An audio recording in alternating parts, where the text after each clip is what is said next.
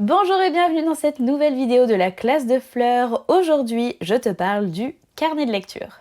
Alors, qu'est-ce qu'un carnet de lecture? Tu as probablement entendu parler ces dernières semaines du carnet de culture sur TikTok.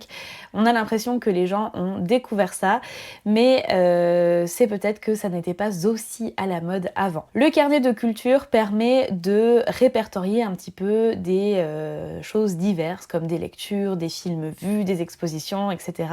ou de noter un certain nombre d'informations sur un sujet pour en apprendre davantage. Le carnet de lecture, quant à lui, va permettre de rendre compte et de garder une trace de toutes tes lectures.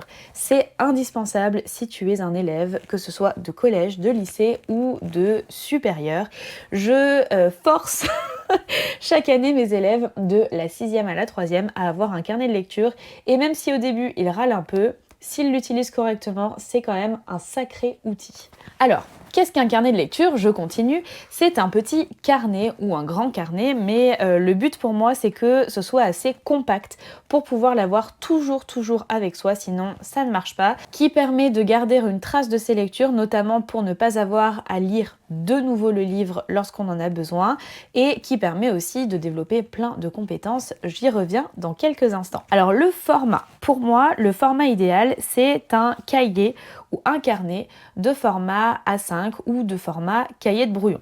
Je préfère pour ma part les versions lignées, mais il existe plein de choses différentes, des carnets avec des pages blanches vierges, des petits carreaux, des grands carreaux, etc.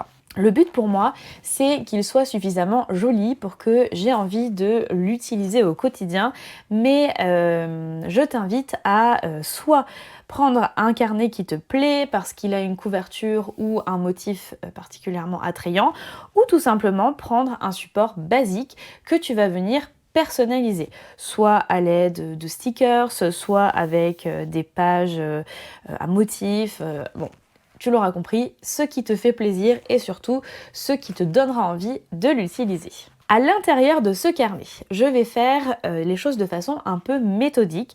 Donc moi j'en ai 3 pour répondre aux questions peut-être dans les commentaires, parce que j'ai un carnet de lecture par niveau de classe, et comme j'ai des 6e, des 4e et des 3e, il me faut 3 carnets. Donc si je te montre par exemple, à l'intérieur de mon carnet de lecture, ça se présente comme ça. Donc je commence toujours par les références du livre en question. En l'occurrence, il s'agit d'une nouvelle d'Arsène Lupin, donc de l'auteur Maurice Leblanc. J'indique la collection, etc. pour m'y retrouver. Et ensuite, je procède de façon un petit peu méthodique. C'est-à-dire que pour une nouvelle, il y a moins d'informations que pour un roman. J'indique les personnages et ensuite, je viens prendre des notes de lecture au fur et à mesure de ma lecture. J'ai pu faire ce petit encadré sur les personnages parce que c'est un court texte et qu'il n'y a pas énormément de personnages. Sinon, il m'arrive de laisser 1 ou 2 pages pour ça et d'y revenir à chaque fois qu'un nouveau personnage apparaît dans le roman, ou alors les mettre au fur et à mesure de leur apparition dans les différents chapitres.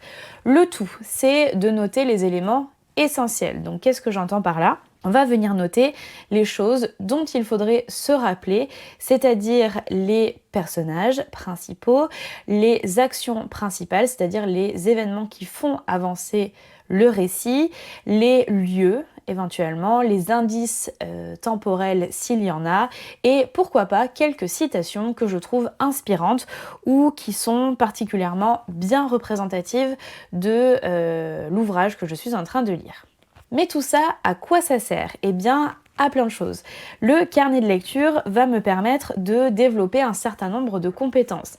Alors évidemment, quand on commence en étant élève, c'est des choses qui ne sont pas forcément acquises dès le départ, mais pour moi qui suis professeur de français, c'est des choses qui sont travaillées depuis des années et qui sont donc beaucoup plus faciles. La première compétence, c'est comprendre ce que l'on lit, et ça n'est pas la moindre. Souvent, les élèves que j'ai en classe lisent et me disent « je n'ai rien compris à ce que j'ai lu ». Le fait de prendre des notes, ça nous oblige à comprendre ce qu'on lit puisqu'on vient noter les informations essentielles. Donc si on n'a rien à noter, c'est qu'il y a un problème au niveau de la lecture et qu'il faut reprendre la lecture. Ça permet aussi d'apprendre à synthétiser. Parfois, au début, mes élèves notent des pages et des pages et des pages de notes, en oubliant d'ailleurs parfois les éléments essentiels. Donc, on sélectionne les éléments les plus importants et on synthétise. Ça ne sert à rien de prendre 12 pages de notes pour une nouvelle qui ne fait que 5 pages. Voilà pour ça, c'est des éléments qui sont à travailler, ça ne viendra pas tout de suite, mais ça sera vraiment bénéfique pour la suite. À quoi ça sert d'autre? Ça sert à exprimer par exemple ta créativité.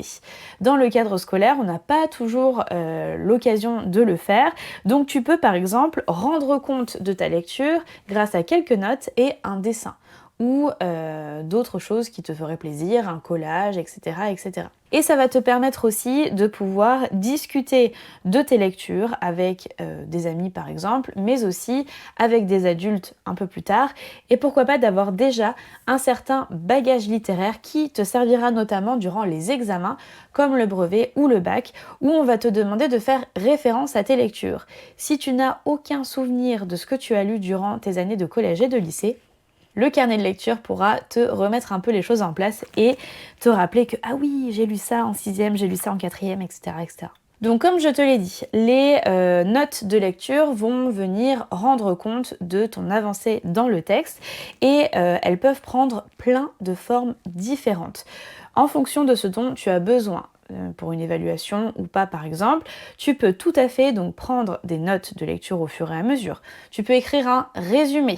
N'aie pas peur de donner la fin de l'histoire dans ton résumé, puisque le but n'est pas de donner envie à quelqu'un de lire le livre, mais bien de te rappeler d'un maximum d'informations de ta lecture. Tu peux aussi faire un nuage de mots-clés. Tu peux faire un schéma ou une carte mentale avec les éléments principaux. Tu l'auras compris, la trace de chacune de tes lectures ne doit pas forcément être laborieuse, mais doit simplement te permettre de te rappeler de chacune de tes lectures. Un petit mot sur la façon de prendre des notes. Je te conseille vraiment de prendre des notes au fur et à mesure de ta lecture. C'est-à-dire que lorsque tu lis, tu as ton carnet de lecture à proximité et lorsque tu rencontres un élément qui te semble important, hop, une petite phrase pour le noter au fur et à mesure. Ce sera beaucoup plus facile que de revenir à la fin sur les différents éléments. Maintenant, tu peux différencier les lectures pour lesquelles tu vas avoir une évaluation, donc où il faudra faire vraiment un effort d'attention et prendre pas mal de notes, et simplement une lecture plaisir que tu peux lire en entier et juste laisser une trace à la fin de ta lecture dans ton carnet avec ce que je te disais tout à l'heure, un schéma, un dessin, un nuage de mots-clés, etc. Si ton carnet de lecture est bien tenu, il te permettra aussi de réaliser des fiches de lecture. Alors, quelle est la différence entre les deux? La fiche de lecture va parfois être demandée par ton professeur dans le cadre scolaire et va venir synthétiser une lecture qui aurait pu te prendre plusieurs pages dans ton carnet. Sur la fiche de lecture, je note donc mes références, quelques mots-clés et ensuite simplement les personnages, un résumé et éventuellement quelques citations. Donc il y a beaucoup moins de choses sur une fiche de lecture que dans mon carnet de lecture, mais ça me permet de garder une trace et de réviser peut-être pour une évaluation. Si tu as besoin d'une vidéo complète sur la fiche de lecture, en l'occurrence celle-ci, je te mets dans le petit i ma vidéo dédiée. Voilà tout pour ce qui concerne le carnet de lecture. J'espère sincèrement que cette vidéo t'a plu et t'aura aidé. Dis-moi dans les commentaires si tu as déjà un carnet de lecture ou si c'est quelque chose que tu comptes faire prochainement. Si tu n'es pas encore abonné à cette chaîne, il faut le faire maintenant en cliquant sur le petit bouton en dessous de la vidéo. N'hésite pas à la liker aussi, ça permettra de mieux référencer cette vidéo. Et en attendant de te retrouver très vite, je te souhaite une très belle fin de journée. Ciao!